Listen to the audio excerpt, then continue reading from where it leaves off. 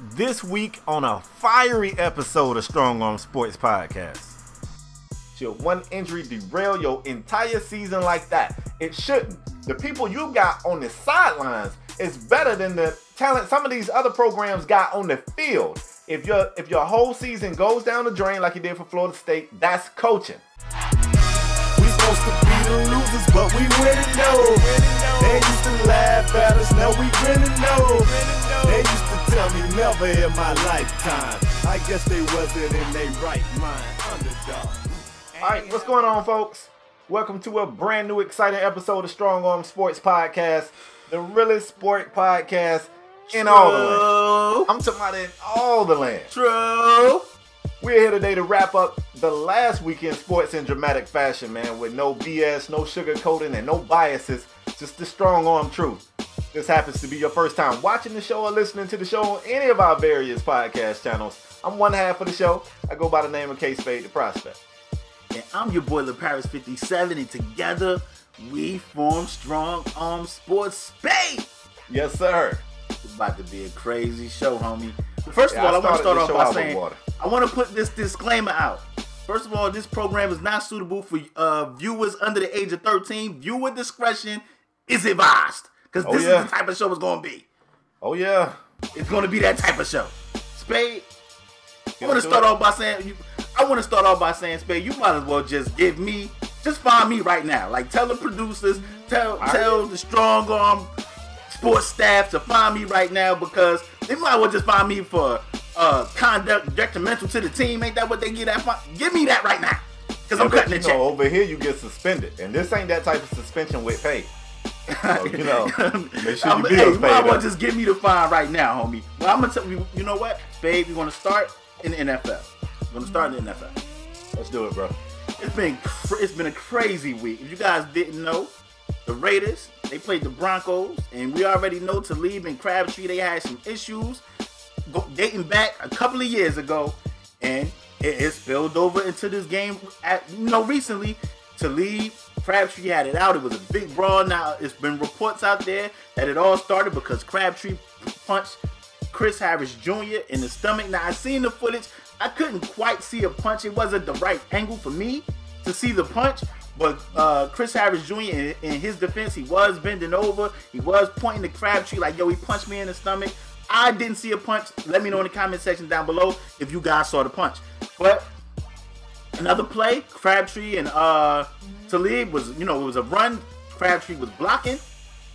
It kind of spilled over to the sideline, and he was still blocking. He was blocking him all the way out of bounds. And typical Talib, he snatched Crabtree his chain. He snatched Crabtree chain again. Spade, you got to let your boy know what is going on with Crabtree and Talib, homie.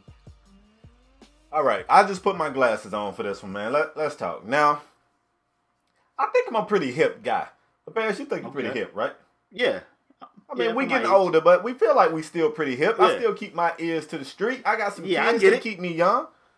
But I'm probably going to sound like the old guy on this. LaParis, I'm going to tell you why I got a problem with this. Okay. The NFL, even you see commercials, a bunch of different big platform having organizations. You know what they speak out on now, bro? Bullying. That's right. Anti-bullying campaigns, even on the internet. Cyberbullying is still a form of bullying. We're seeing, tragic stories of young people committing suicide and just, alienating themselves from others because they are being bullied. Now, if this ain't a case of bullying, I don't know what is. Now, let me give you my take on it. First of all, Crabtree, he's kind of been that guy. He's kind of easy to pick on. I don't know why, but he's been that guy. You could go all the way back to mediocre with him and Richard Sherman. He's always been that guy to pick on, and I think DBs kind of pick on him. Now, Crabtree came out of Texas Tech. He was a high draft pick. And expectation was high, and I feel like at first, if you look at his career over in San Francisco, he didn't really live up to that bill. And he could have easily just ended his career as a guy who never lived up to the hype. But it seemed like going over to Oakland did something for him. It really rejuvenated his career, and he actually became a #1 receiver. He gets it in over there. He plays big. He's a good player. Whether you like him or not, he's a good player.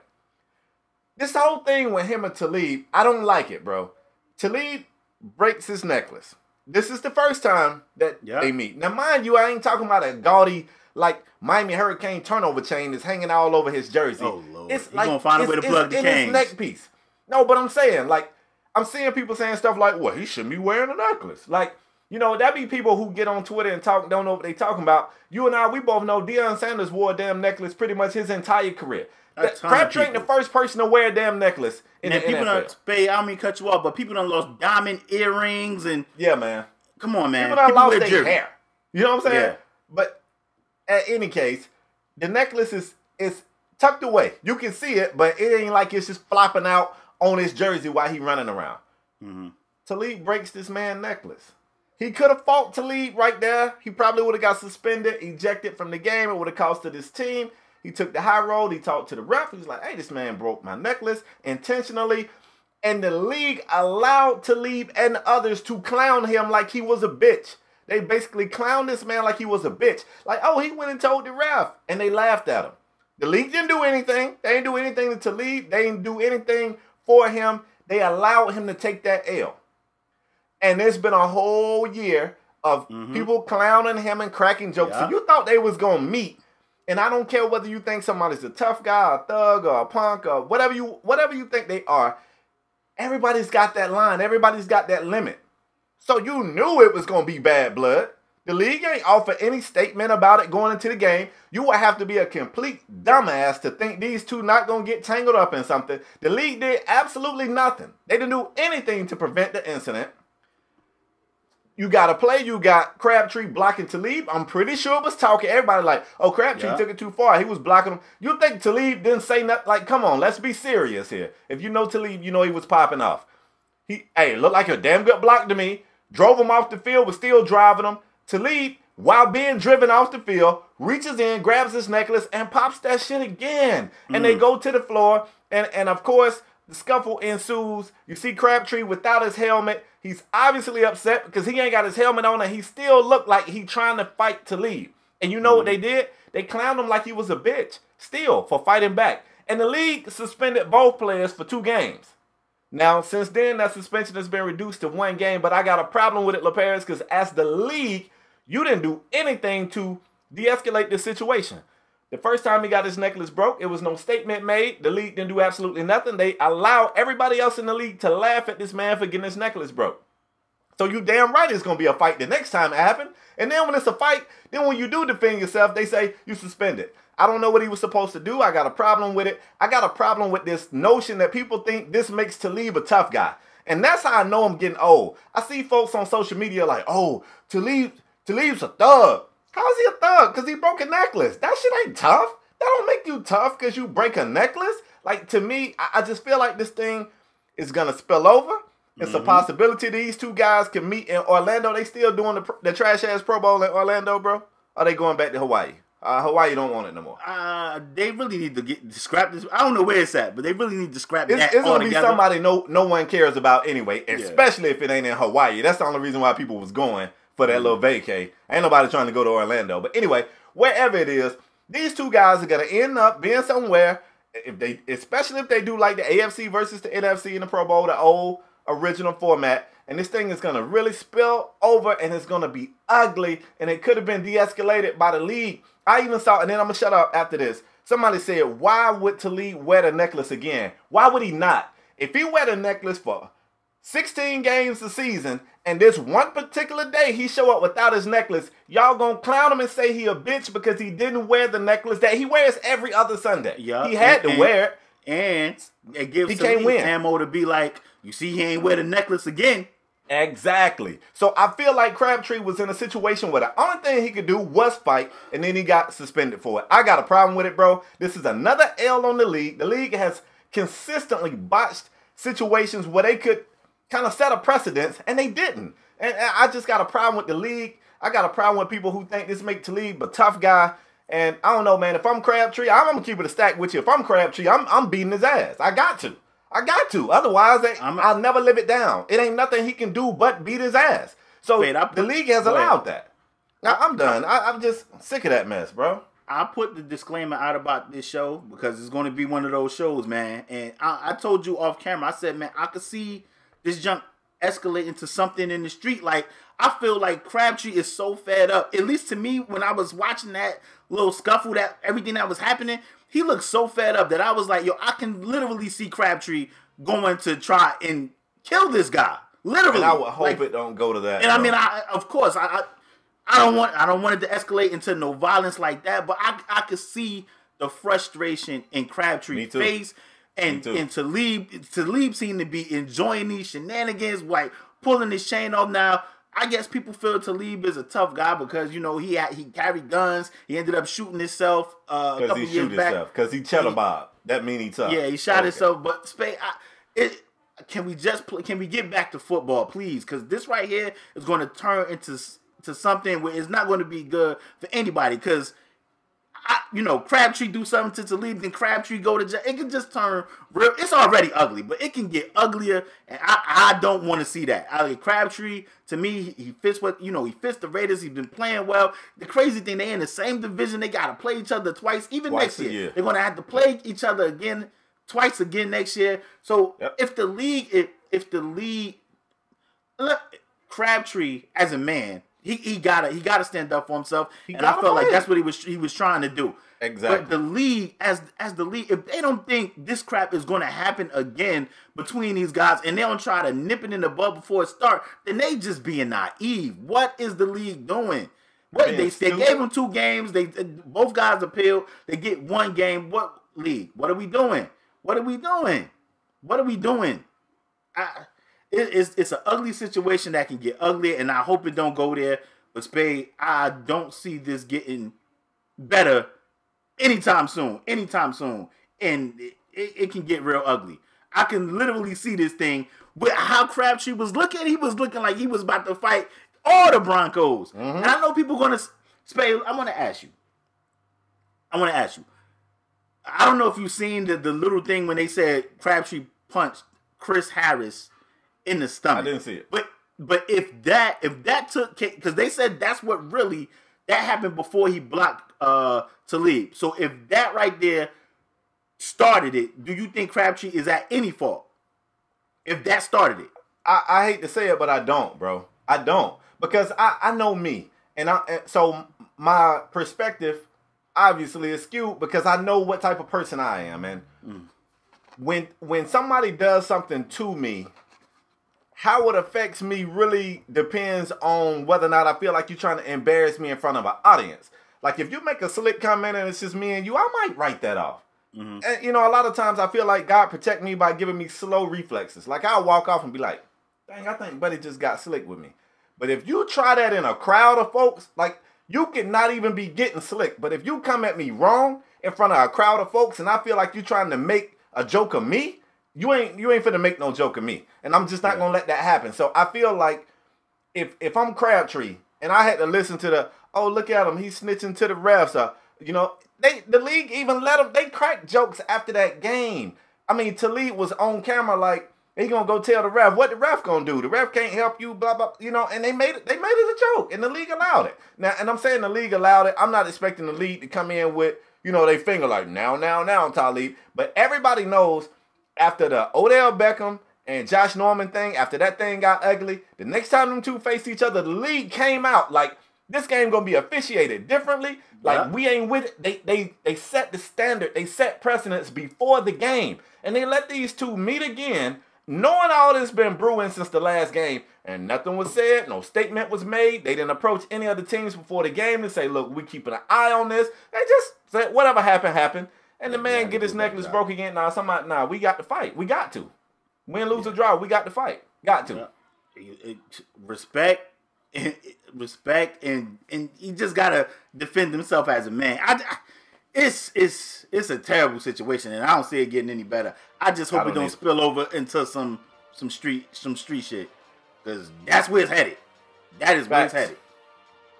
Well, since you wanted to start the show off with NFL, so they just pale in comparison to the NBA, which is clearly the superior. We're gonna talk about the NBA later. I got some things to say about the NBA.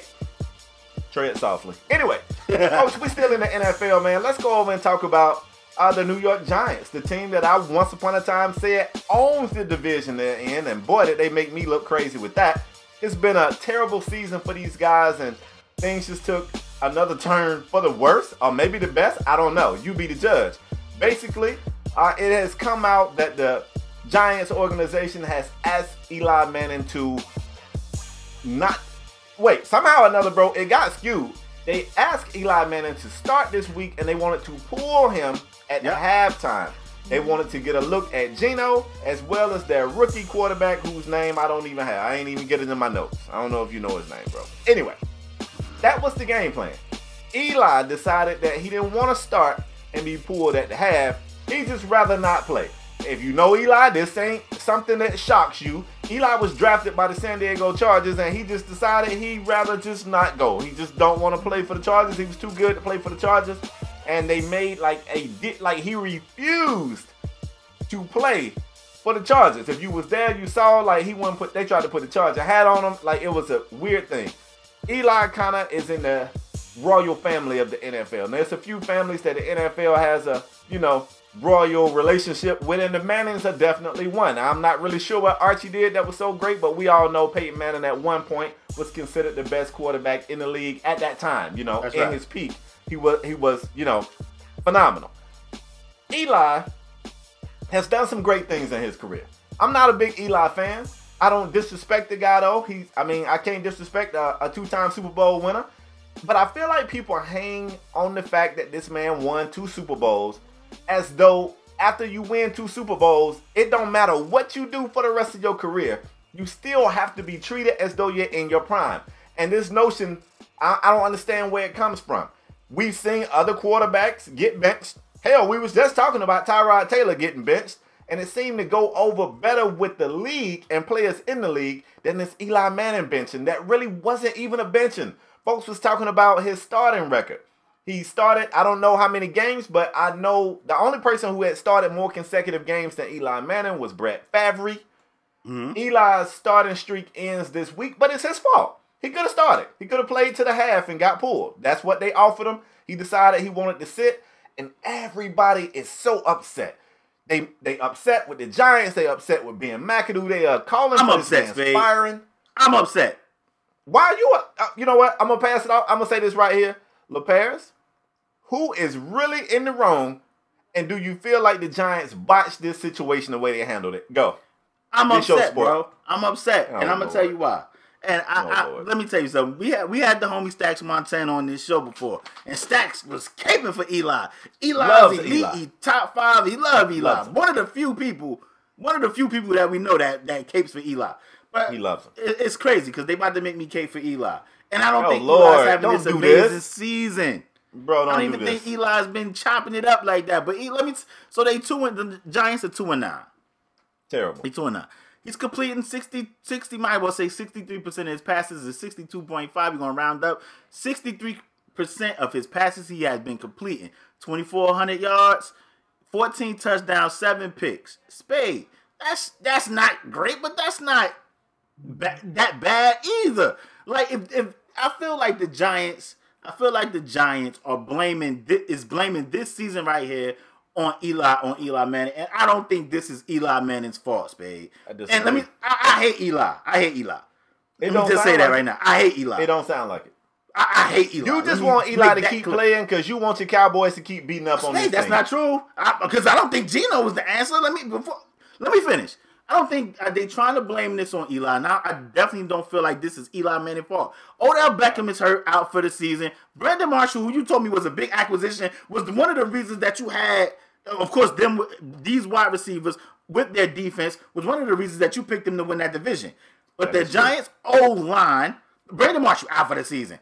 They O-line, got to be one of the league's worst. No running game. They drafted a tight end in the first round. I think the kid going to be a stud in Ingram. But I just feel like this season right here is kind of one of those perfect storm seasons. 14-7 is not bad, Spade. Especially with losing 2 of your wide. Matter of fact, 3, because Shepard has been out. It's been 11 games. He's been out at least. He's been out at least 7 games, or 6 or 7 games. So he's been out. So he's basically been throwing to practice squad dudes and dudes off the street. You can't really blame this crap on Eli, and I feel like they are trying to scapegoat Eli, and it just don't sit well with me. Now, as far as Eli starting about the street, as far as the street, Eli could have made it hard. Shepard is back, if I'm not mistaken. Going to be back this week. Ingram is playing. Eli could have made it real hard for him because they said, we're going to let you, for the streak's sake, you can start and then we'll pull you. Eli could have made it real hard on him if he came out in that first half and just lit it up. He could have lit it up, and they probably still would have pulled him. But at least the media would have been like, you know what? Eli was having a great first half. Why did you guys pull him? You can put the pressure back on the coaches, who Ben McAdoo, in my opinion, is not a great head coach. Not, like I said, I talked about all the issues they had on the offensive side of the ball. Ben McAdoo was hired for the offensive side of the ball, and they have looked atrocious. And you gotta blame not only clock management, timeouts, play calling. It's terrible, and that starts at the top. I feel like they're trying to scapegoat Eli. It don't sit well with me. I'm not saying Eli is this amazing ass QB. It's been plenty of times I told people Eli is a lot of things, but elite is not one of them. He's a lot of things, but elite is not one of them. A lot of people said, "Oh, Eli got 2 MVPs." I said the defense played well. The defense definitely won one of those, and they had a better running game in those games, in my opinion. But I feel like they're trying to scapegoat Eli, and it do not sit well with me, Spade. It don't sit well. You're wrong. Go ahead. Listen, if the offensive line is as terrible as you saying it is, you want a statue back there in Eli Manning, or you want a younger, more mobile Geno back there? Do you want Geno? Why not? You don't think do you think Eli's more mobile? Eli's more mobile than Geno. That's what you about to tell me? I think Eli's a better quarterback than Geno. But bro, if Eli not getting it done, why not switch? 14-7, Spade, 63%.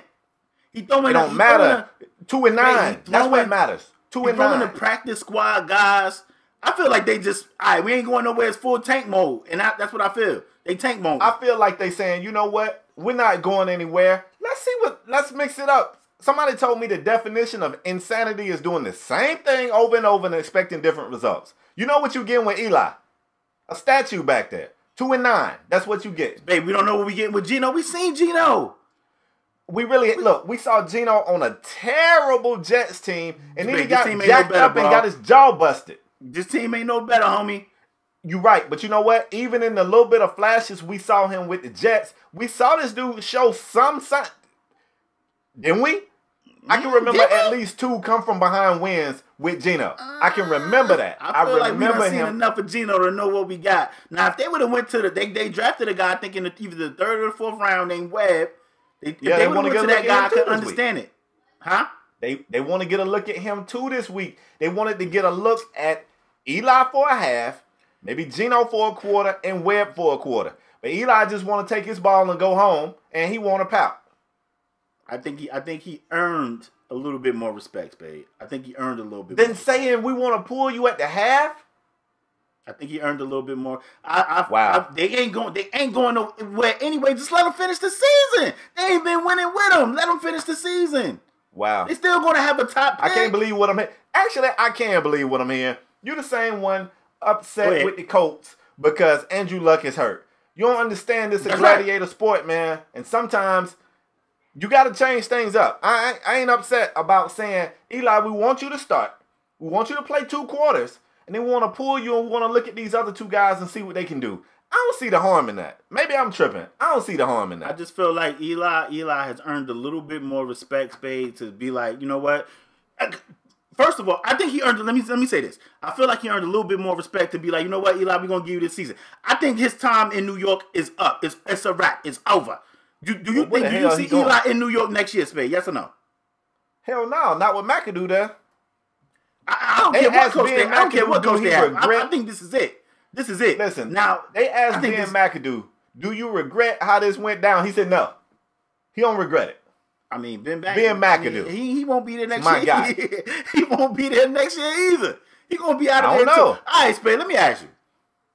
And then we can move on if you want. But I got to ask you. You don't see Eli there next year. Where do you see Eli going? Because people are saying the Cardinals, the Jaguars. Because even Tom Coughlin, who runs the Jaguars now, said, you know what? This is like a travesty. It don't sit well with me. How old is Eli, bro? Let me look. Do we have that information? Yeah, I got it. Hold He's up. 36 years old. He's about to be 37 years old. His next stop might be home. It might be the couch. Bro, let's be honest. Is Eli not declining? Regardless of what's going on with the Giants, is he not declining? I never felt like Eli was this elite quarterback everybody make him out to be. And right, like I said, whatever he was, he ain't even that no more. I agree. I agree with you 100%. But I don't think 14-7 at 63% is bad. He doing that with scrubs. Imagine if he had Larry Fitzgerald or AR-15 down there with Marquise Lee and Leonard Fournette. I'm just saying.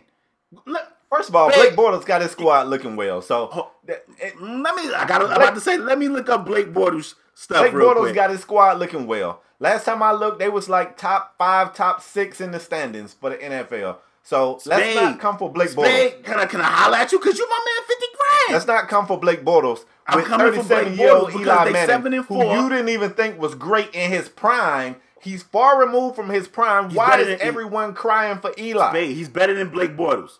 He's better than Blake Bortles.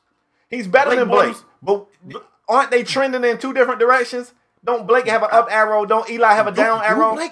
Do Blake have an up arrow, Spade? Do we? Bro, they like top 6 in the league. How can he not? Listen to you, but that's Spade. Blake Bortles is throwing 53% of his passes, 2,200 yards, 12 TDs, and 8 picks. Eli got better stats than Blake right now.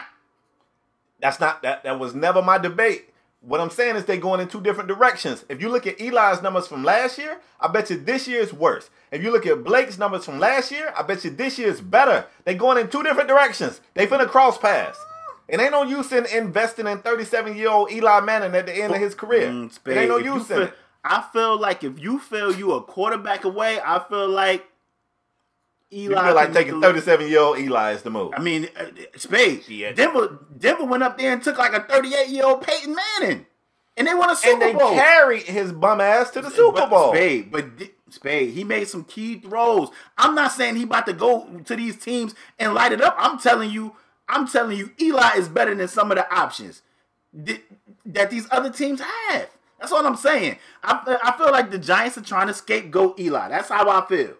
Now, some of your points you made, I agree with you. I feel like a lot of these players coming out caping for Eli. They didn't do that for Tyrod Taylor. Tyrod Taylor had the Bills second in the AFC East, and they was in the hunt until they, and they was pretty much trying to scapegoat Tyrod Taylor. And I agree with you with that 100%. But I feel like they trying to blame this on Eli. I mean, I cape for Tyrod too. People tell me Tyrod sucks. Blame though, bro. How is it blame saying, Eli, we want you to play a half, and then we want to pull you and look at these other two guys? How is that placing blame on him? The respect to finish the season, Spade.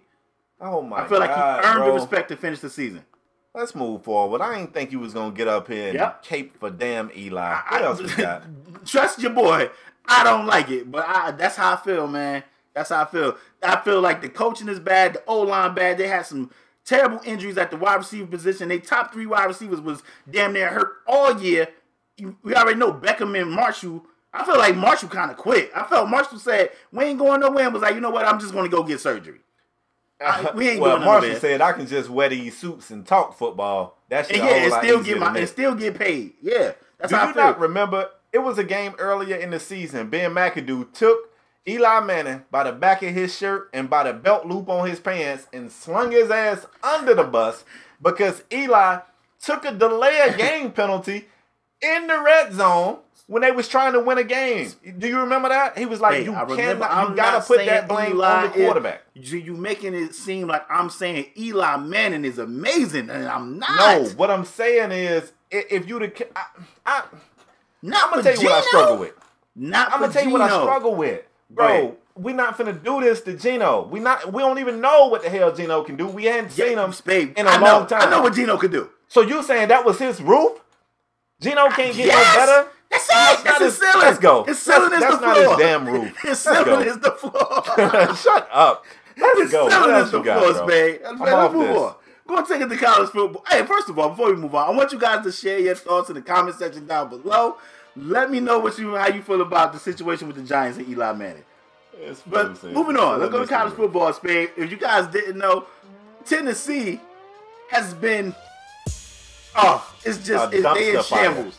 Yeah, man, it's a bonfire over there in Tennessee.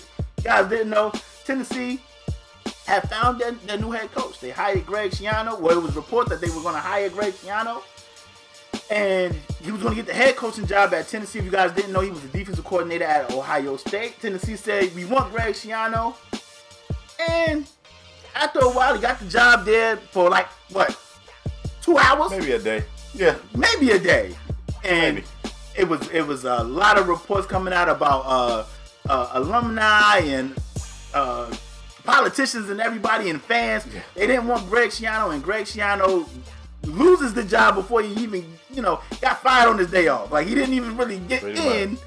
He didn't even really get in, and Greg Schiano is out as Tennessee head coach before he even got the job. How do you feel about it?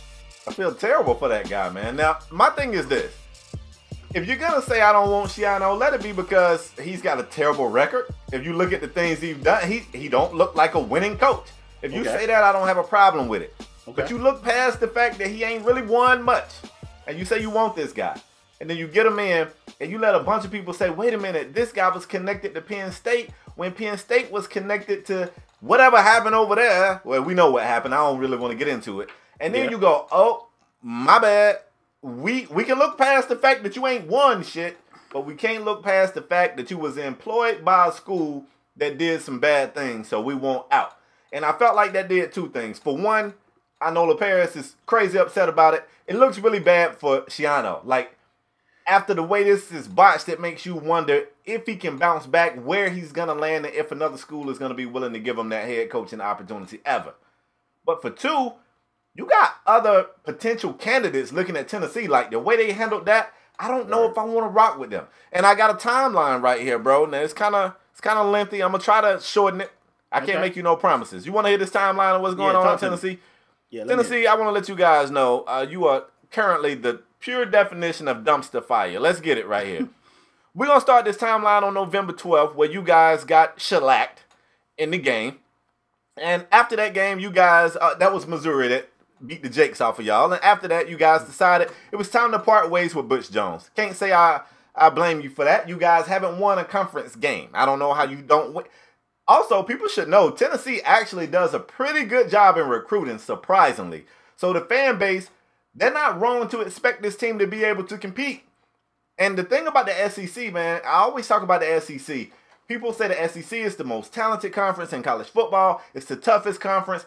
And with that being said, we've seen so many different teams be competitive. We've seen Mississippi State come from being the footstep of that doggone conference to being a competitor. We've seen Auburn go from not to hot. We've seen Bama be nothing. We saw Saban dominate with LSU, leave, come back, pick up Alabama, and dominate with them. So many teams that's why I have been good. I don't mean to cut you off, but that's why I got a problem with a lot of these Bama fans because they wasn't there.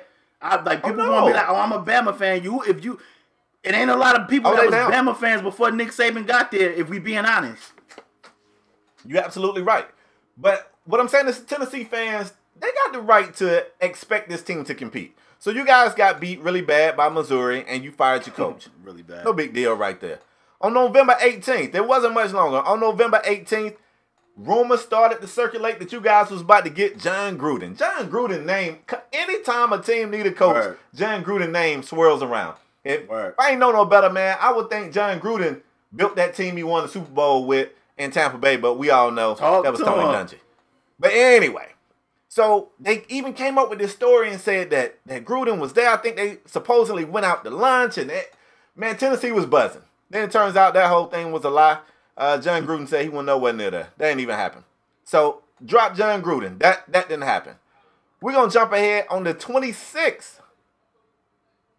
You guys lost again, by the way. You lost to Vanderbilt.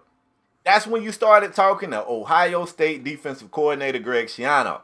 Well, hey, man, the fans ain't like that. They say state politicians ain't like it. Local businessmen ain't like it. The internet ain't like it. Twitter ain't like it. All right, so then y'all said, oops, my bad. So they said, Greg Schiano, never mind, April Fool.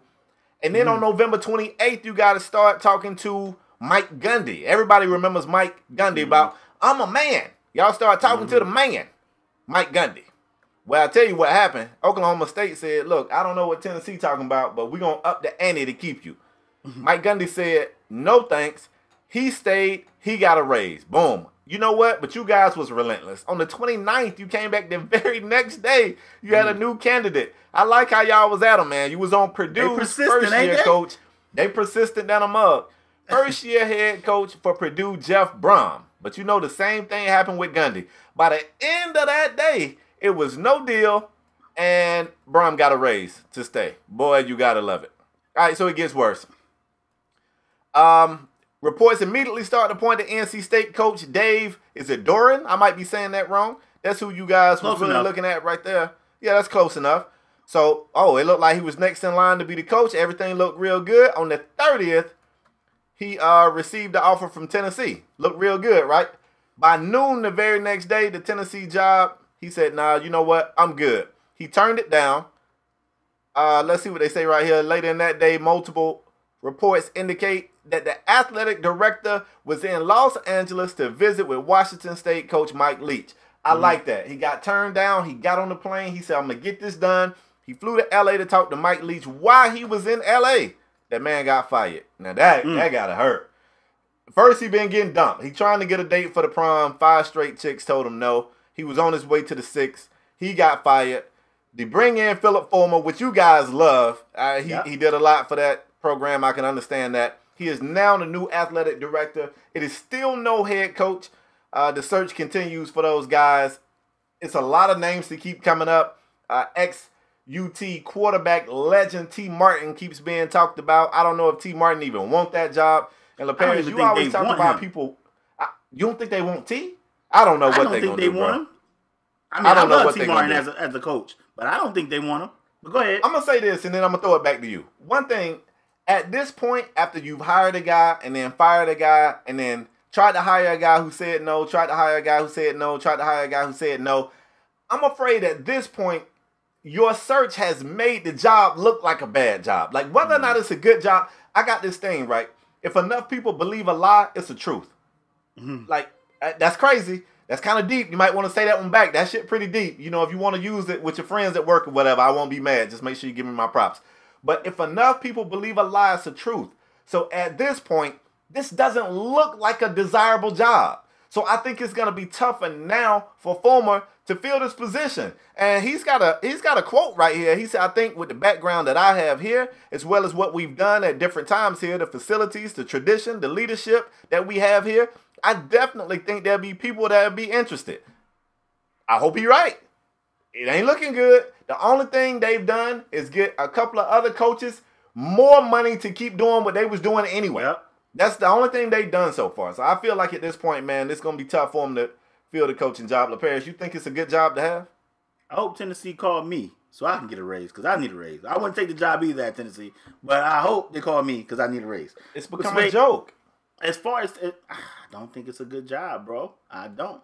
And I know you said they always high in recruiting. And go ahead. I left out something. Of course, anytime Tennessee is talking coaches, they keep connecting them back to Lane Kiffin. So they was like, Lane Kiffin it was a tweet that said, it wasn't from Tennessee. It was just a tweet that said, Lane Kiffin is waiting by the phone to see if Tennessee is going to call him. And Lane Kiffin replied to that tweet and said, no, he's not. Lane Kiffin is preparing for his bowl game, his championship game, because he ain't lost the game. And so, I mean, it's just become a joke. Like, it's a joke. I just think it looks bad now. Like, I don't know. Philip Fulmer will have to be AD/coach or something. I don't know what they're going to do, bro. I don't think it's a good job. And I know you said they always high in recruiting. Recruit pretty well. It's so laughable that it was rumors out there. Maybe it was just a rumor, but it was stated that Jason Witten, they would want Jason Witten to leave the Cowboys to become their head coach down there in Tennessee because, he was a volunteer as well. But Spade, Jason Witten with no head coaching experience. That's what I'm saying. And you got a guy, Spade, I don't even think they want T. Martin. Like, I think T. Martin is a perfect fit. But I don't even think they want T. Martin. You got T. Martin who paid his dues as an assistant. Now I think, if I'm not mistaken, he's an offensive coordinator for USC, if I'm not mistaken. Like, this guy has paid his dues. He should have been, like, number one. Yeah. Like the number one, he should have been the first call, in my opinion. As far as Greg Schiano, Spade, and I know I agree with you 100%. I think the way they did Greg Schiano is 100% wrong, and I'm okay for Greg Schiano. Like you said, if you want to look at Greg Schiano and say his record is 68 and 67, that's over 50%, but it ain't, it ain't wowing us. It's not wowing us. Right. Or you want to look at what he did in the NFL and be like, he was 11 and 21 in the NFL. I actually think some guys are better suited to coach college football instead of the NFL because you get a little bit more power. You get a little bit more control in college football than you do. I think Chip Kelly fits college football. I think Nick Saban fits college football, and I think Greg Schiano was one of those guys that fits college football. People want to talk about his record, 68 and 67, but you got to factor in, he coached at Rutgers, and I love Rutgers, but let's be honest, Rutgers was always a tough program. It's always tough, but Greg Schiano did get some recruits up there, and in 2006, when he got it clicking. Like in 2006, Rutgers started out 0-9. They was ranked high, like a top 5, top 10 ranked team. They played undefeated Louisville. They defeated Kansas State. You mean they started 9-0? You said they started 0-9. I'm sorry, they started 9-0.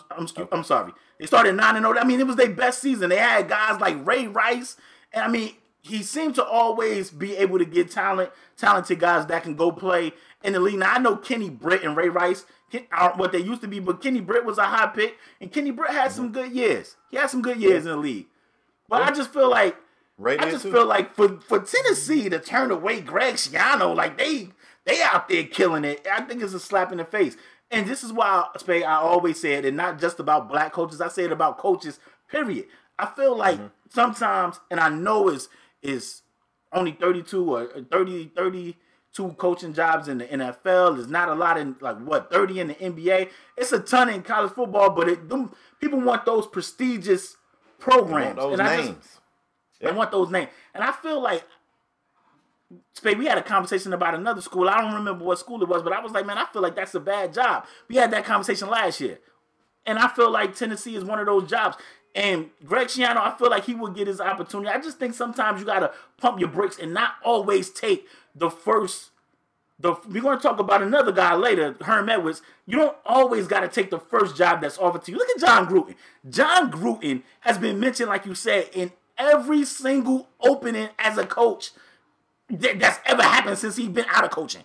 And John Gruden seemed to me like he is waiting for the perfect job. I mean, why, Greg Schiano, you I know Ohio State, but they still in the hunt for being one of the top 4 teams. They got a game later on today. They still in the hunt for playoffs. I feel like Greg Schiano, if you want to just stick around and just stick it out with Urban Meyer a little more, I feel like the job will come.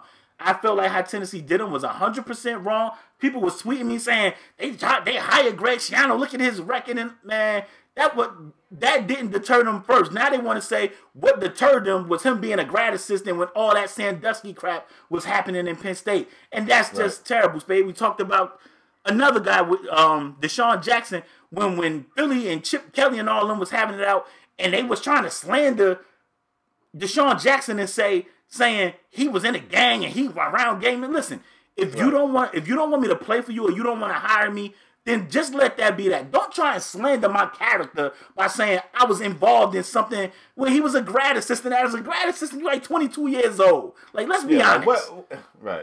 Like, let's be honest. He was a grad assistant. He probably never even talked to Joe Paterno. Like, it just rubbed me the wrong way, bro, and I don't like the way they handle it at all.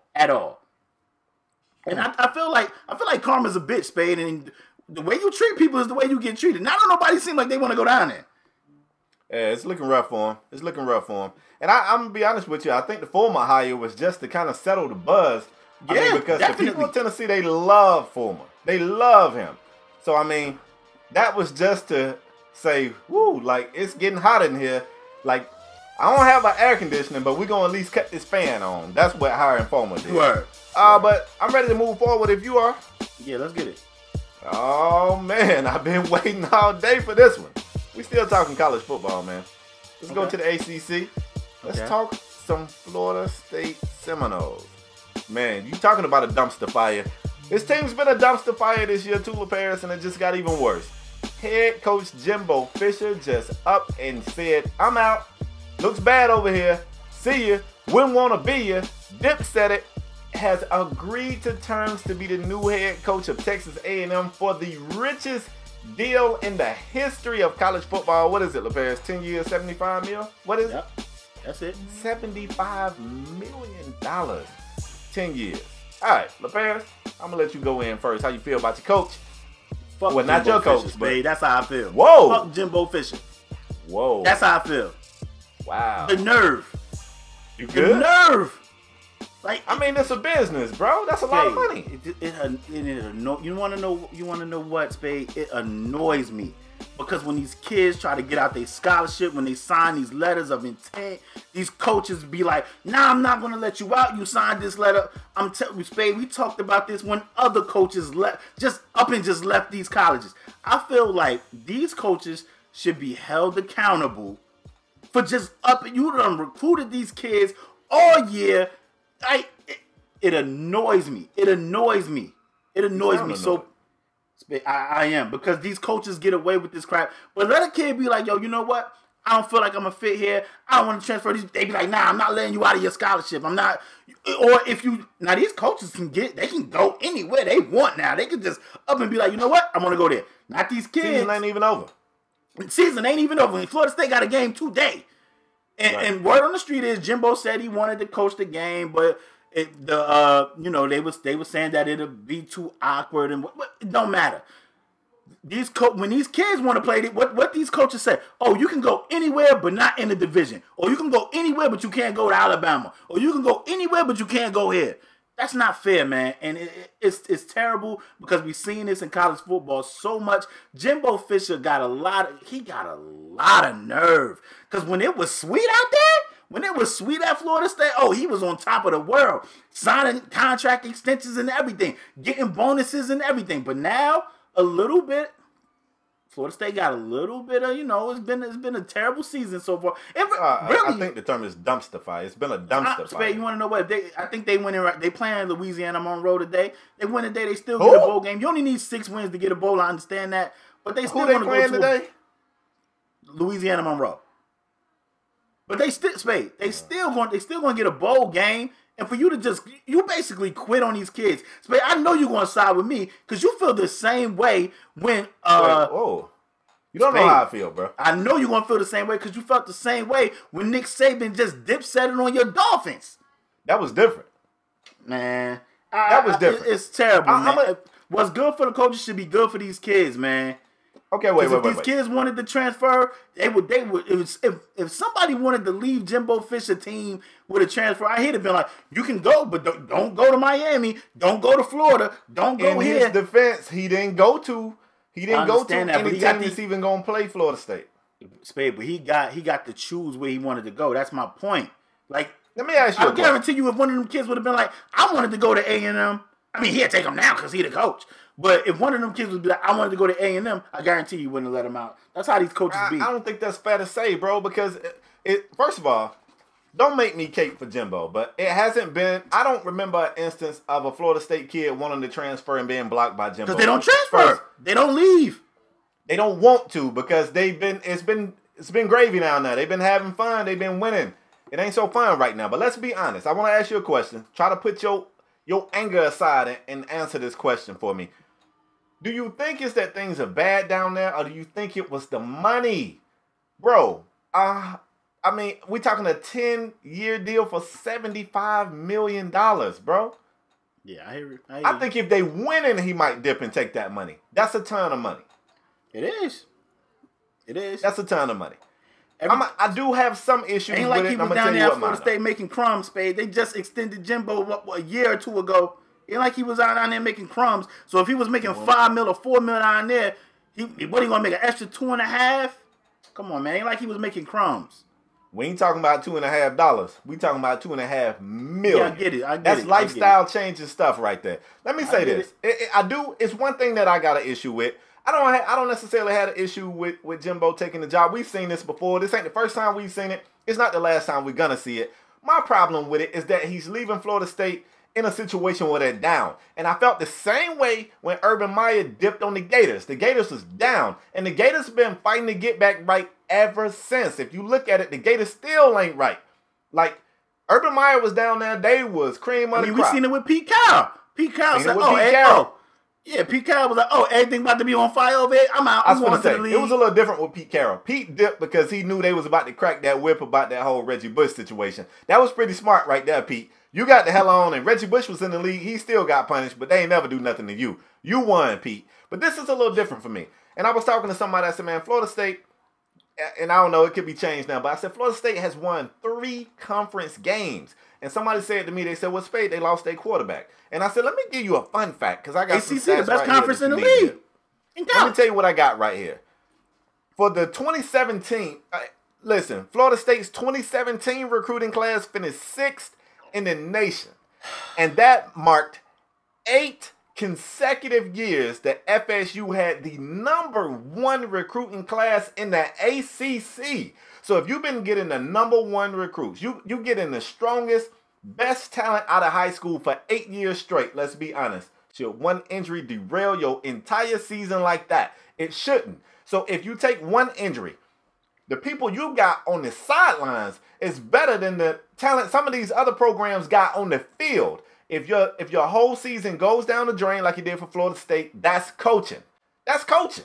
I'm gonna be honest with you. That's coaching. So for me, and I hate to question this guy because I don't know anything about Jimbo Fisher, but from what I've seen, I don't feel like he's a guy that you could question his integrity. He's never been that guy. But for his coaching or lack thereof this year, despite the talent that they got to make you wonder, was this probably in talks early? I always wonder. You could even do it for pro. You look at the Super Bowl debacle with Atlanta and New England. Everybody knew that offensive coordinator had a job. Like, he knew win, lose, or draw, he was out. He knew he was out. So that makes you wonder, do you prepare differently? Do you care as much when that team lose? I can't see me caring that much. Look, the relationship I'm in, I love my wife. If I knew I had another chick on the other side waiting, I don't care that much if my wife is mad at me. I don't care that much if this thing fails because I'm out. And I look at this, man, 3 conference wins for a team that's had the best recruiting class in the conference for 8 years straight. That's unacceptable to me. So for me, I don't like that he's leaving them when they're down. If he do this after they win the championship and Jameis give his, I'm scrown, you scrown, we scrown, well, we scrown then, I ain't mad. Hey, everybody went on top. Jameis going to the league. I mean, somebody would still be salty about it because you still stockpiling talent. You still got guys that just came to that school because they want to play for you. They came there so you can lead them. Parents allowed their kids to go there so that you can help coach their young man into an adult man. So, I mean, somebody's still going to be salty. But to leave them like this, that's bad, bro. And then, of course, it was a tweet from I'm finna mess his name up, DeAndre Francois, who said, no call, no text or anything. You could have at least told us. So, that looked bad. That looked bad to me, man. So, I don't know, man. I know it's a business, and I know $75 million is a lot of money. LaParis, you my brother. I love you like a brother. $75 million, bro. You might be up here next week solo dolo. You know what I'm saying? Yeah, but you rich, I'm rich, so. Well, you're right, because you're my brother. But I'm just saying, I don't want to fault him for taking the job. They so bad this year, and it's his fault. It's his fault they that bad. Matter of fact, it's his fault that Francois is hurt. If we being honest, is you know your offensive line is underperforming. Drop some, get that OC to get some quicker plays. You got them kids, you got them quarterbacks standing back there getting destroyed week after week. Francois was getting destroyed last year. It's just amazing that he survived that season without a major injury. That O-line protection been terrible. Spade, they're going to have to pay Jimbo. They're going to have to pay Jimbo $75 million. Mm-hmm. And the buyout for Sumlin was like $10 or $15 million. It's like $90 million they paying the coaches. And they got to pay Sumlin that money regardless whether he get a new gig or not. So Sumlin can go somewhere. And it was reports he was mentioned with the Tennessee job and he didn't want it. But regardless if Sumlin get another gig and he making whatever amount of money at that gig, A&M still got to pay him $10 to $15 million, which is $90 million in coaching. That's just insane. Now, let me put you on the spot. I know you ain't even had time to think about this. Is there anybody out there right now that you would like to see y'all pick up? The homie Hamp was saying Frost down there at Central Florida. I think he coached. But it's gonna be tough to get him. I really can't even give you a name right now because there's nobody on my radar. I was like, you know what? We should slide right in and take blah blah blah. Right. You know what? I guarantee you, John Gruden name be mentioned. Oh, you damn right. I bet you John Gruden name get mentioned. Let me ask you this: would you be mad if y'all took Schiano? I would like them to hire. I don't know. I don't have an answer. Would you be mad if y'all took Schiano? No, because I think Schiano was a solid coach, man, and I just feel like people, man, if you can get Rutgers, believe me, he had 06 lit in Jersey. If you can get Rutgers to 9-0 and playing in a major bowl, I can only imagine what you'll do with elite 5 stars talent. So I wouldn't be mad. I wouldn't be mad. I would worry about him in recruiting though. Cause see, another thing, I'm not saying he's running from this, but man, it's some damn recruiters down in Florida now. Everybody knows Florida's a hotbed for talent, and it's always been, you know, FSU and UF and UM. But now, man, you still got those programs. You got UCF, you got USF, and I mean, these are good coaches. Not to mention the other universities that's not even in the state that's plucking talent out of that hotbed. It's tough to recruit down there, and it's not getting any easier. You know, I was thinking, man, will Florida State get Lane Kiffin down there, and he got these boys. I think he got those boys like 10-3 or 9-3 or something. And I said, will Florida State take a shot with, you know, take a look at Lane Kiffin? I was wondering about that, but I mean, I don't know. I haven't. Lane got that bravado. Like, go ahead. He's got the bravado. I don't know. I mean, or one last thing that we can move forward. Or Jimbo Fisher just saw the writing on the wall. Miami's back. That state belongs to us now. That conference belongs to us now. Speaking of coaches, Speaking of coaches getting jobs, Spade, it's been reports out there that Herm Edwards will be the new coach at Arizona State.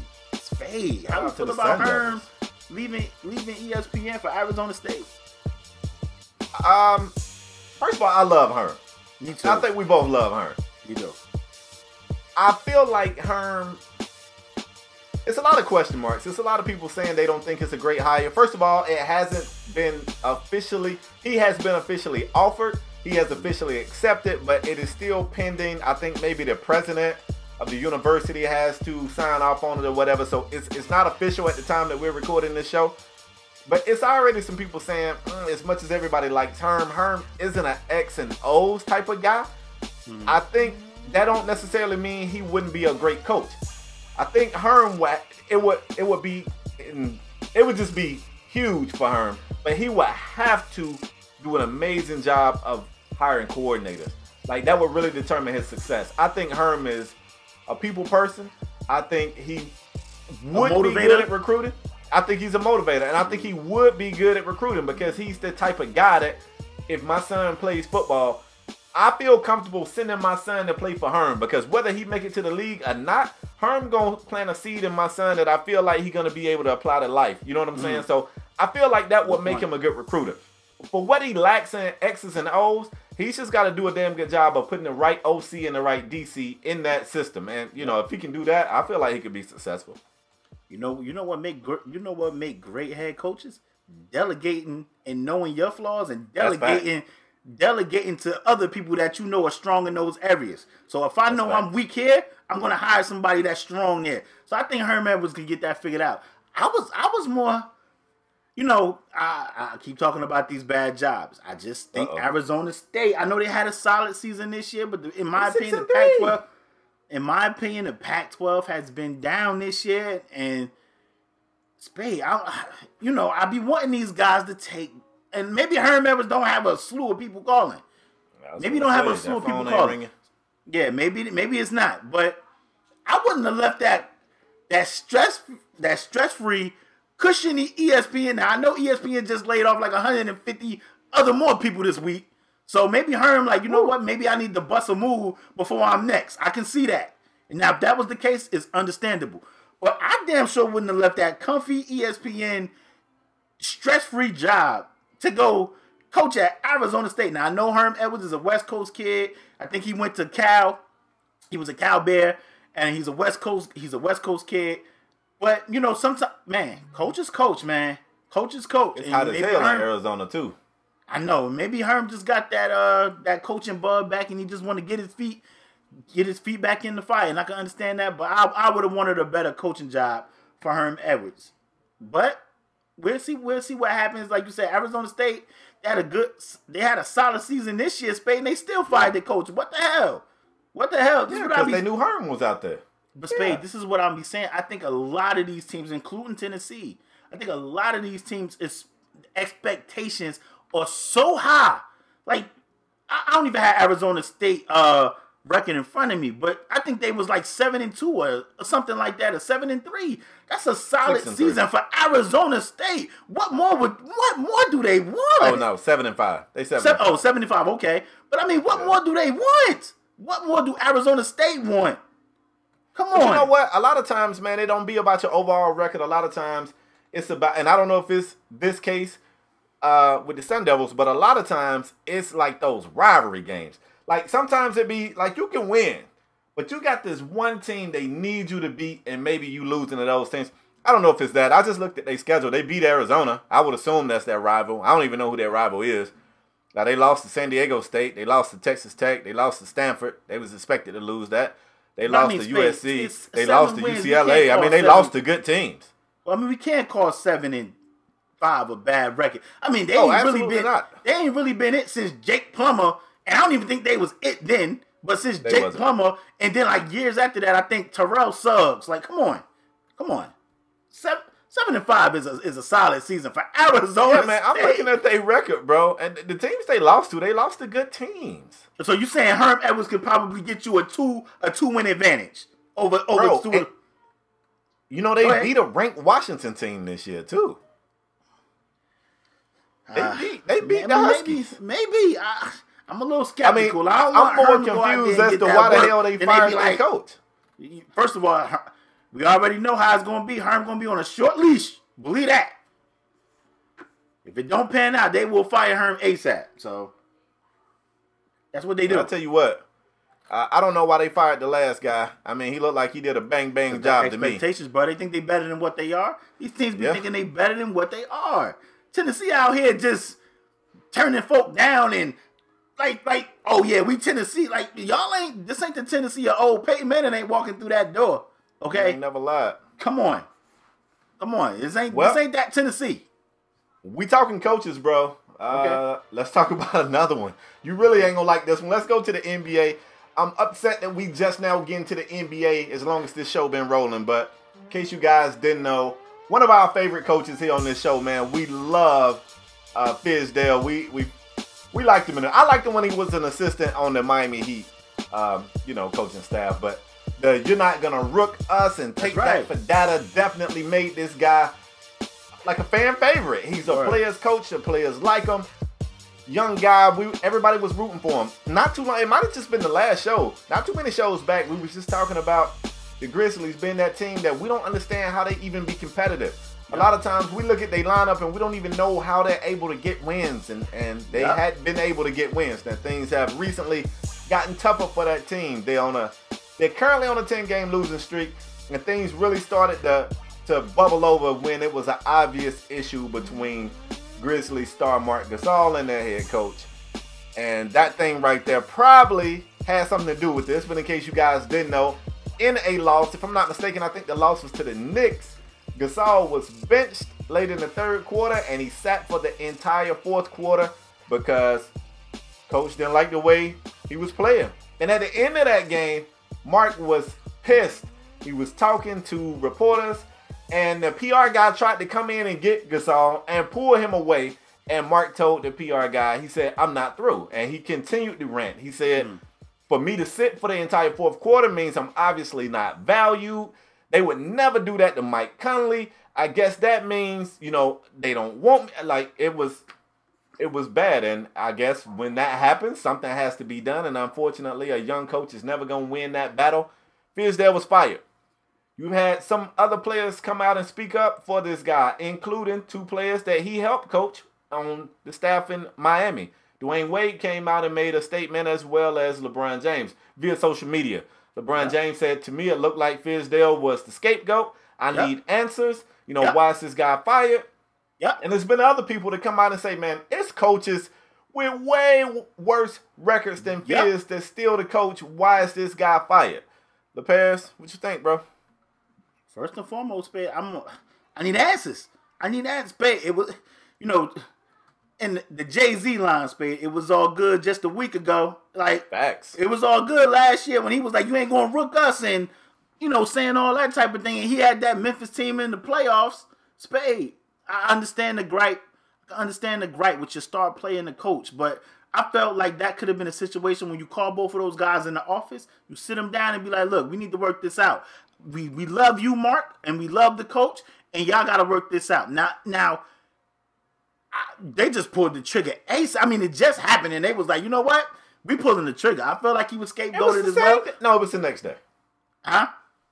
I was finna say it was the same day, but I think it was the next day. But you're right. They was just like, you know what? Marcus, he out of here. And I was like, whoa, Spade. Yeah. You know, we always talk about Memphis. Now, I know they're on a 10-game losing streak, but let me tell you what's going on in Memphis. Let me tell you what's going on. Because you might not know, Spade. Mike Conley out with an Achilles. He's out. Mm-hmm. Tyreek Evans been out. He just came back. Mario Chalmers was out. He just came back. Marc Gasol been playing. JaMychal Green was out. He just came back. I don't even know if he's back. He might not even be out. I mean, he might not even be back. Chandler Parsons, who y'all gave a max to for $100 million. $100 million. He played 10 minutes. He make $10 million a minute. Like, come on. He probably played 100 minutes in the last 2 seasons. Like, he make $1 million a minute. That's what we doing? Like, Chandler Parsons, who y'all spent all that money on, he literally cannot get on the floor. He played like 8 to 15 minutes for $100 million. So let me tell you, you didn't even mention the best part, bro. You talking about all these injuries they got. You forgot the fact that Zebo, who was in some way the heart and soul of this team, is gone. Yep. And Tony Allen, their best perimeter defender, is gone. Spade. Let me tell you their roster. Dylan Brooks, who I think we both like. I like Dylan. Young player. He's a young player. He's a rookie. He's going to have those rookie ups and downs. Rio, we like Rio. Mike Conley, I think we both respect Mike Conley. They got a guy named Deontay Davis. James Ennis III. I like James Ennis, solid player. But he ain't wowing. He ain't wowing the league. But he's a solid player. Tyreek Evans has been playing well, but he always dealt with injuries. Always. Through his whole career. Always dealt with injuries. We love Marc Gasol. JaMychal Green is solid. Andrew Harrison, he's okay. Vincent Hunter, never heard of him. Jarrell Martin, junkyard dog type of player. Ben McLemore, who we thought they got, to me, disappointment. That's to say the least. A bust. Spade. I felt like they got rid of Tony Allen to get Ben McLemore. Chandler Parsons is just a waste of money. I don't care. Chandler Parsons can get mad at Steven Jackson all he want. But what Steven Jackson said is 100% accurate. You make $100 million, bruh. You are stealing money. Go earn your money, bruh. Some dude named Ivan Rabb, Wayne Seldom, Kobe Simmons, and Brandon Wright. Like, if you look at that roster, they are exactly where they're supposed to be, record-wise. And that's with Dylan. That's with Dylan with no injuries. Come on, everybody hurt. And then you're going to fire your coach. I definitely feel like he was scapegoated. Memphis is one of those teams.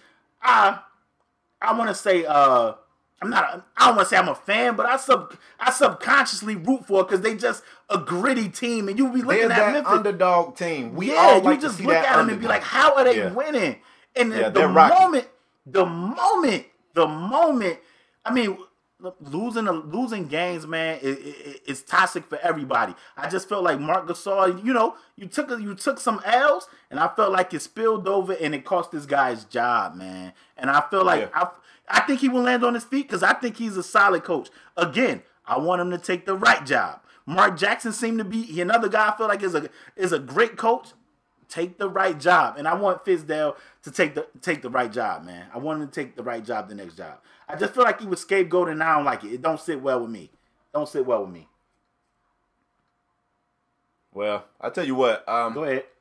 Anytime you can get a quote from Greg Popovich, it's usually worth sharing. Greg Popovich on head coach David Fizdale. You don't know what's going on in another organization, but you know the people. I know Fizz, and like I told him, he should have no trouble whatsoever being hired elsewhere at some point sooner rather than later, because he did a hell of a job. He knows his stuff. He cares. He cares about the community as much as he does on the court. You hate to see that, but I know what his value is. I know how much he cares. It's unfortunate that it happened, but it doesn't do any good to blame. It's because of this. It's because of that. Everybody would just move on and hope that the team does well and that Fizz ends up someplace else. I hope he get another head coaching job. He will. Like, I think what I'm afraid of is he going to end up on somebody's staff. And whereas I think he'll do a great job there too, it's just so unfair. And this is what's tough about being, and I'm doing air quotes, a young coach. Because I guess you can't even say a young coach, because you look at what happened with George Karl and Boogie Cousins, it got Boogie out of there. But you look at a coach like Gregg Popovich, who we all love and respect. And he deserves that respect. But you better believe, and I heard Steven Jackson say this. Tim Duncan, who Steven Jackson says is the greatest power forward in the history of the game. If Tim Duncan was out there half-assing, I said Charles Barkley says that. Go ahead. Yeah, but I still say Charles Barkley #1, so, you know. But anyway, if Tim Duncan was out there half-assing, you better believe Gregg Popovich was going to be like, get over here, chew his ass out and sit him down. And as a coach, you got to be able to have that power. You can't, if I'm a coach and I can coach these guys the way I want, but this guy right here is, like, he get diplomatic immunity, or he's above the law. I can't coach him the way, for one, that creates division within the locker room. And for two, it undermines you as a coach. How am I the coach if I can't do what I want, if I can't say what I want to say, if I can't coach how I want to coach? And that's what's messed up. And Fizz ain't the only one that's going through this or has gone through it. Like, that's the thing when you're a young coach and you take over a team that's got a superstar, you have to be given the power to coach that superstar. If I can't get on his ass for not doing what I'm telling him to do, or because I know he can play harder, or because he messed up on that assignment, then I don't want the job. Like, am I the coach or am I the substitute teacher? If I'm the coach, let me coach. And it's unfortunate, man. And I knew, I'm not even going to front, I knew when I saw how upset Marc Gasol was, and they tried to pull him off, and he was like, no, I'm not through. I was like, oh, shit. I already knew that wasn't going to go well for Fizz. And I was hoping that maybe he would get the season, and then at the end of the season, if they didn't do well, they was going to use him for the scapegoat. But like LaPierre said, it didn't take long at all. They was like, Mark is mad. Get Fizz out of here. And that's how it went. It leaves the coaches, it leaves the coach in a catch-22 situation. Because you bench a guy like a James Ennis or a Dylan Brooks, first thing they can say is, well, you ain't going to bench Marc Gasol. I mean, if they see you bench the leader, understand that Marcus, if they see you bench the leader, then they know you'll get after their ass. It just don't sit well with me. And you look at their roster, and they are right where they belong. That record, whatever record they have right now, with that 10-game losing streak, looking at that roster, they are right where they belong. And you got Chandler Parsons making $100 million playing 10 minutes. And he don't even start. Playing 10 minutes. If you got a $100 million player on your team that don't start. Yeah, that starts upstairs. Yeah, he don't even start. So, Steven Jackson has some strong criticism for this team. It's warranted. Chandler Parsons barked back. He's 100% right. He's 100% right. Chandler Parsons had 1 year, Spade. 1 year. I know. After that, he got paid off for that 1 year. And it was a contract year. Yep, he went to Dallas. He didn't really play in Dallas. And came back and got another $100 million and got more money. How? And if you look at that year that he had a quote-unquote good year, it wasn't phenomenal. Yeah, it was like 18 points a game and 6 boards, that's which why I'm not Wade saying said if that's I average bad. 18, I get $100 million. That's why he said it. And they giving money away like that. So I'm not even saying he don't deserve it for that. But the point is, he can't consistently put those numbers up. He ain't put those numbers up since. But even though Chandler Parsons barked back, my parents used to say a hit dog will holler. Chandler Parsons barked back on Steven Jackson's criticism, but his criticism wasn't just for Chandler Parsons. He also had some tough criticism for Marc Gasol. He said Marc Gasol is one of the best bigs in the game, and he's also receiving an over $100 million contract. But if you look at the quote-unquote top bigs of the game, that's facts. These guys, they averaging double-doubles. Facts. They walking 20-10 machines. Mark ain't giving you that this year. And granted, Mark got a lot on him. You like 30 and 50. Come on, look at Boogie. Exactly, bro. Now, I will say this, and then we can move forward, because this show going to be dumb long, but it was a great week in sports, and we get excited when we have these types of weeks. But the team is losing right now, and that affects everybody differently. So the losing probably played a part in Marc Gasol going half-ass. Yep. And like it's a domino effect. You frustrated. All your soldiers you had with you that hurt or traded. Yep. You know, like Steven Jackson said, you got Zebo gone. You got Tony Allen gone. Yep. The guys that you got Conley, who's a hell of a player. He's been banged up. You got all these injuries. And if you Marc Gasol, you're thinking, damn, like, I don't have any help. So, yeah, maybe he's frustrated. He's going half-ass. That leads to the domino. So, it starts with the trade of Zebo. That's one domino. Then the injuries. That's another. Then you got Zebo. I mean, you got Gasol out there doing all he can do. He's frustrated. That's another. Now you watch it. Now you're Fizz watching your star player go half-ass. You're frustrated. You're losing. He's not playing hard. You pull him, and it's just a domino effect on. And it's a shame that it ended with Fizz being fired.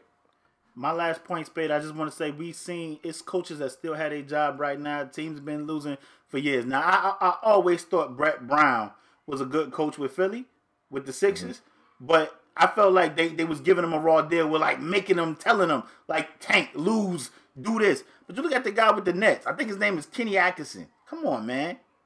Dude been losing for like 2-3 years there. Yeah. I feel like, it's a tough situation. I think Fizdale will land on his feet. I think and you know what? Sometimes it ain't a bad idea to take an assistant job, Spade. I know you probably don't want that. Well, sometimes it ain't. I think he's a charismatic guy too. Maybe he can go right to TV. Go get a TV job. I mean, yeah, but he gotta want that. If his passion is coaching, he's young too. So yeah, man. Like I said, it's just it's a sucky situation, and I feel like I agree with LeBron and Wade. Like, I need answers, and I felt like he was scapegoated. I don't feel like that man deserved to be fired, especially looking at that roster. Chandler Parsons make $100 million. He played 10 minutes. Bench. He back up to Michael Finley. All right, let's go, bro. Moving on. It's been a crazy week for NBA players versus NBA refs. What the hell is going on? You guys didn't know? Yep. LeBron James got one technical, got tossed. First time ever getting tossed, too, by the way. He got two. He got them back-to-back. Back-to-back, gang. He got them Drake, yeah. AD got tossed. KD got tossed. Spade, what is going on with these officials tossing these Can I be the old guy again? Tossing these star players that fans pay their hard-earned money to go see. Can I be the old guy again in this show? Oh, you the get off my lawn guy today? I was that get guy. Get off my lawn. Could you not walk on my lawn, please, okay. LeBron? I'm going to tell you what's happened, bro. Talk to me. Now, the league, somewhere, I don't know where it started, but I assure you it wasn't always this way. Somewhere in there, players got this entitlement that if they disagree with your call, they can just stand there and argue this call. This ain't MLB. You can't come out here and just kick dirt on the damn home plate. Like this, it don't go that way. These coaches don't have a red flag they can throw on the court and be like, hold up, let's review that. Listen, man, I'm gonna tell you the way it goes in the NBA. Hell no. I mean, the games take forever as it is. I'm gonna tell you how it goes. If a ref makes a call that the player don't agree with, you might as well keep playing.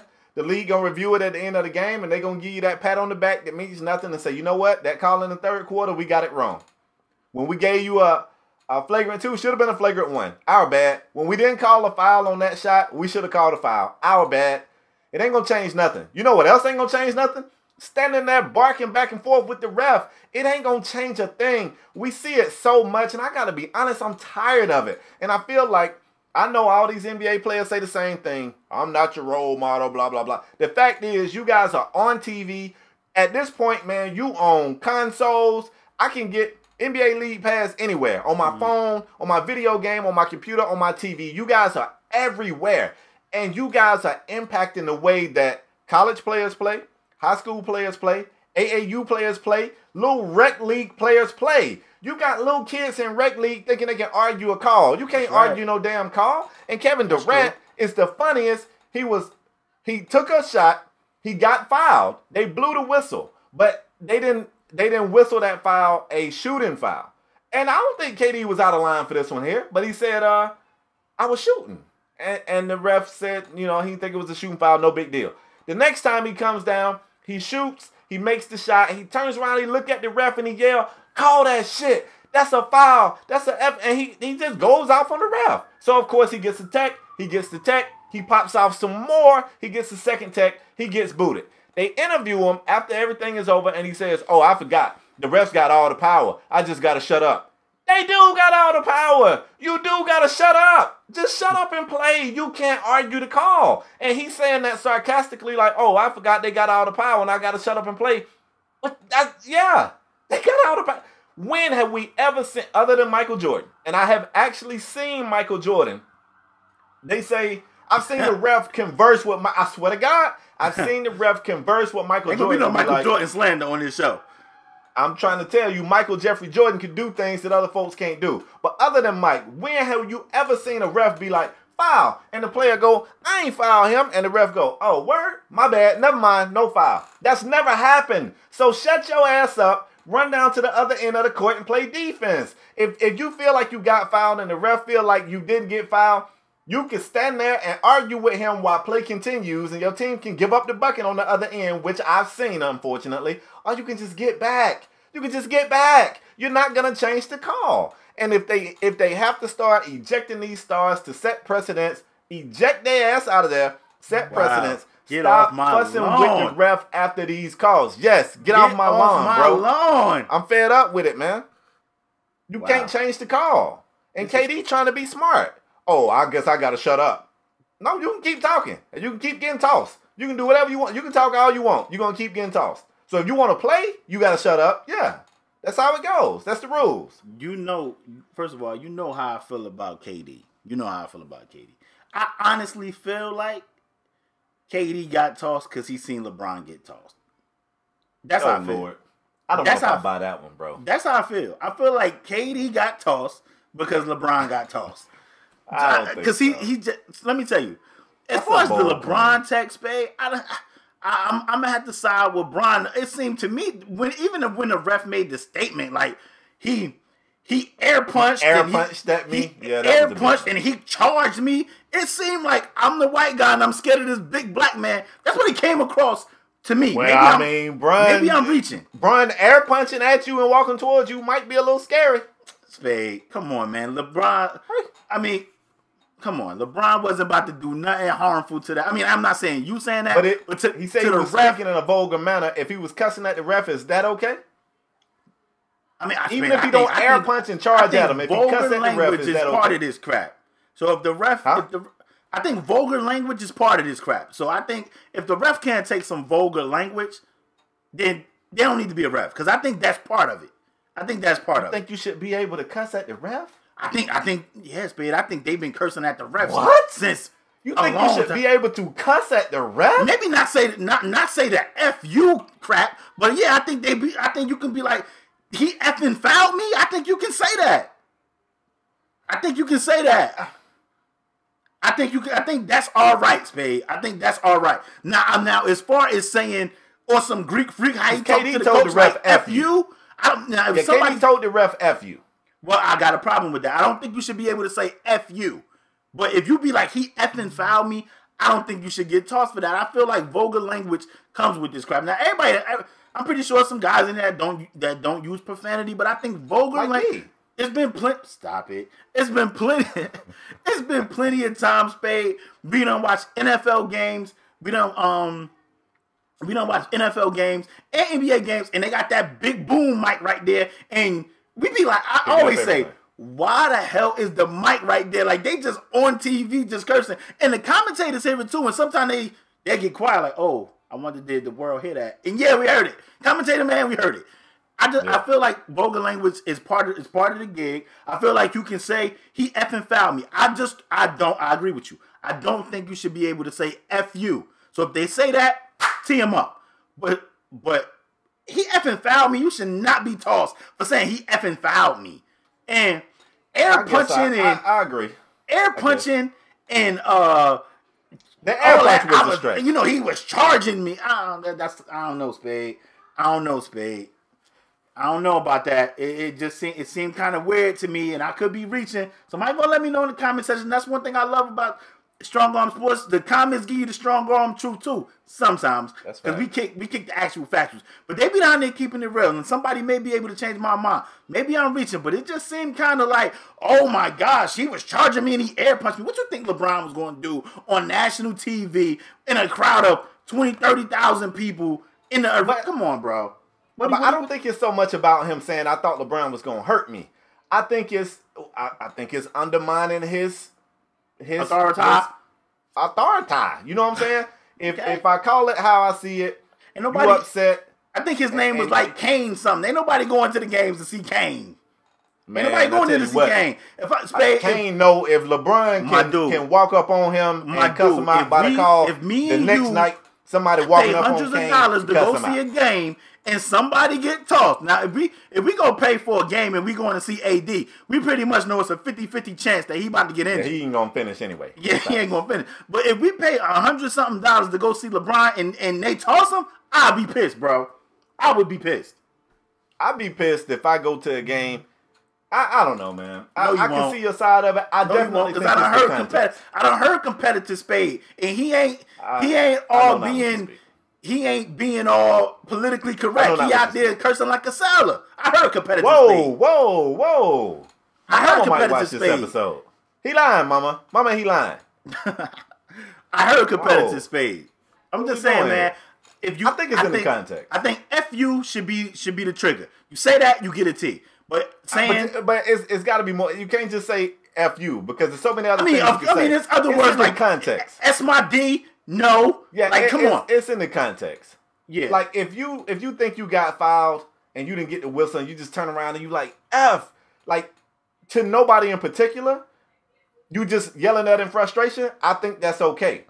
But if I turn around and make eye contact with the ref, and even if I say, what the F you doing? I think that crosses the line. I don't think you can do that. I'm not okay with that. I'm not. I ain't okay with it. I'm 50-50, man. I'm 50-50. I'm 50-50. I mean, I'm interested to know how to feel. I know if I paid $100. I paid $100 for some seats, and I'm going in to see Bron, and they toss LeBron. Now, I think this game was damn near over. I think Bron and them was up 25 or some crazy shit like that. But if I'm going in to see LeBron, I want to see LeBron. I ain't paying. It was kinda, I ain't paying to see. I ain't going to see Gladys Knight, and then Gladys Knight come do Midnight Train to Georgia, and then the Pips just finish it off.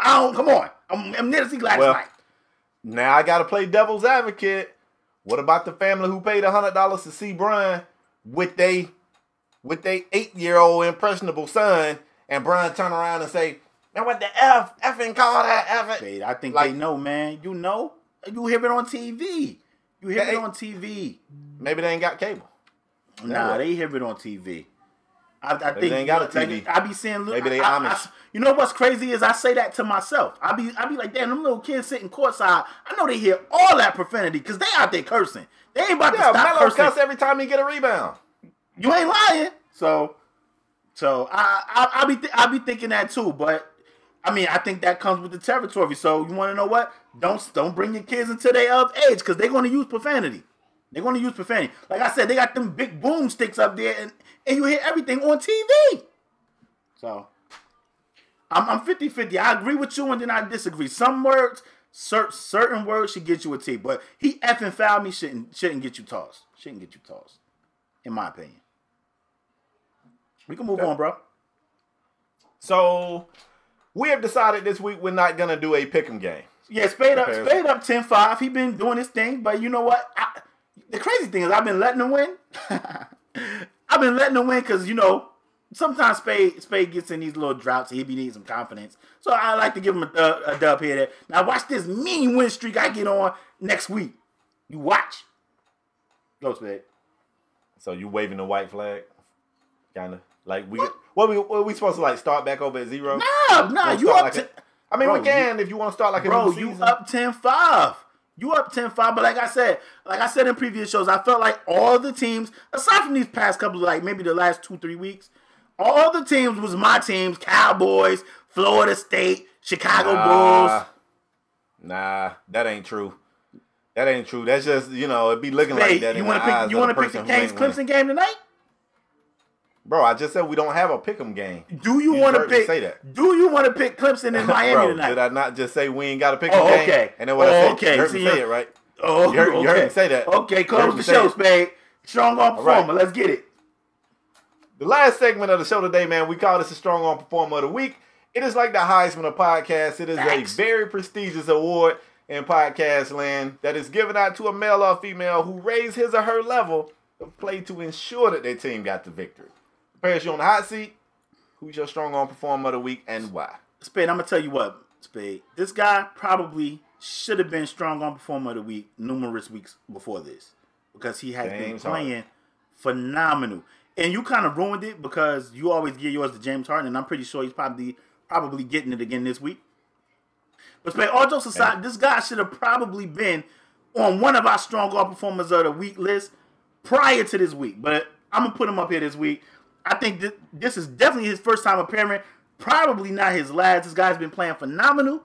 We're going to take it down to New Orleans, and we're talking about Alvin Kamara. This kid right here, Spade, had 5 carries for 87 yards and a touchdown. Woo. And 6 catches for 101 yards receiving and a touchdown. Alvin Kamara, you are my Strong Arm Performer of the Week. Alvin Kamara. What game was this? That's the Saints game, Spade. You gonna give me no more than Saints game? Just Saints game? That's all we get? Spade, I'm just saying it was the Saints game. I gotta give you the game. I'm just telling you it was the Saints game. Who they played? I don't remember, Spade, who they played. I know you know. I think I know. I could be wrong. Spade, I thought they played the Rams. They played the Rams, didn't they? Okay. What's the problem? That was the pick'em game, right? What's the problem? You don't read the fine print? What's the fine print? To a male or female who raised his or her level of play to ensure that their team got the victory. Saints ain't get no victory. I just felt like this guy could have made it. So, I can't get... The Saints ain't get no victory. I know that. You can't just change the rules. Spade, I know that. You can't argue with the ref. Do you want to get kicked off the show? I would tee you up in here. Spade, I know that. But you don't think that guy deserves Strong Arm Performer of the Week? He should have been got it. But if you wouldn't have gave it to James Harden so much... Okay. Why? If you wouldn't have gave it to James Harden so much, he would have been had it for one of those weeks he won. Why didn't you give it to him on one of the weeks he won? Because I had another guy that was better. Okay, you know what? Since they got to win the game, I'm going to give it to Alfred Morris. He had 27 carries, 127 yards rushing, and a touchdown, and a tough victory over the Washington Redskins. For that performance, Alfred Morris, you are my Strong Arm Performer of the Week. Here we go. That's what he wanted to do anyway, y'all. That's what he wanted to do anyway. Let me bring prestige back to this segment because this man just tried to disrespect all our listeners and viewers by breaking the damn rules right there. Listen, man, when I give it to James Harden, he's deserving. I don't just pick people and say, I'm going to give you this award. You don't deserve it this week, but one week you probably did or you might one day. So, That's tainting the prestige of this segment, and I'm not going to allow you to do that. For my Strong Arm Performer of the Week, I'm going to give myself a pat on the back. I'm going to toot my own horn. James Harden.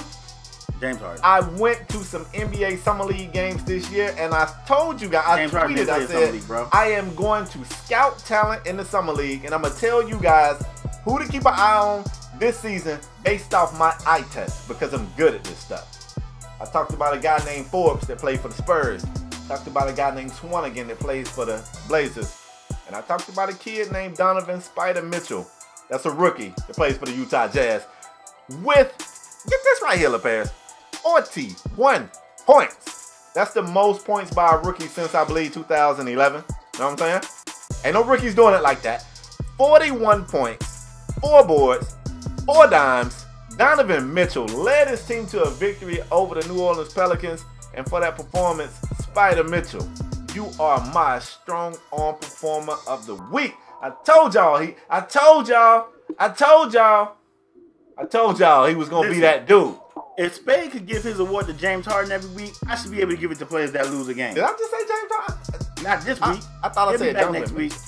He'll be back this week. Maybe. And you only saying Donovan Mitchell because you've seen him because you want to toot No, your own I'm horn saying about Donovan Summer Mitchell League. because he's deserving of the award. Bro, don't taint the authenticity if of my Spade pick. is able to give it to James Harden every week, I should be I able could to have give gave it it to him to. this week. He was the best player in the league this week too. What do you mean? I could give it. He's But like you only want they you say only about want to toot your LeBron own and the horn. MVP. All right. You only want to toot your own horn because you was like, I was scouting summer league games and Forbes. So and 41 Donovan, points. That ain't impressive. In for a my rookie. head, that's how you sound. I was So scouting 41 summer points. league games. That's not impressive. And Forbes You don't deserve. and Swanigan Okay, and Donovan we'll Mitchell. just give it to Alvin Kamara on the loss.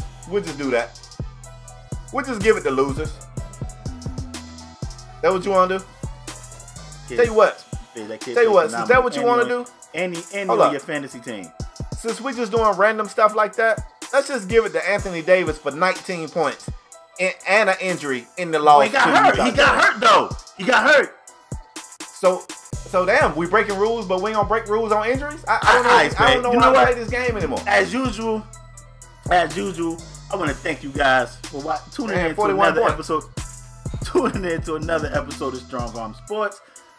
As usual, if you're a regular here, hit the like button. It take 2 seconds. If you're new, hit the subscribe button. It take 2 seconds. There's also a bell up there.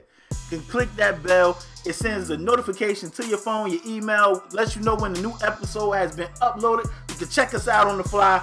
We everywhere. If you don't want to see two dudes arguing in a box, we got audio podcasts everywhere. SoundCloud, {PodOmatic}, iTunes, we everywhere. We want to thank you guys for your continued support. Leave your strong arm performer of the week in the comment section down below. Also, let us know what's your thoughts on everything we talked about today in the comments. Tweet us. We love you guys. We love interacting with you guys. We can't thank you guys for your continued support enough. Spade, you got anything else to add? Nope. Go Canes. Spade, you want to pick that game before we leave? Bro, they got stuff. They got work and stuff. Come on, man. You know I got the Canes. Let's get it. Stop playing. You play too So much. is this gonna count? Count for what? It ain't no pick. Oh, okay. We All right, thank ain't no y'all pick. for tuning in. We'll see Thank y'all y'all for next tuning week. in. We'll see you guys next episode. We out. Peace.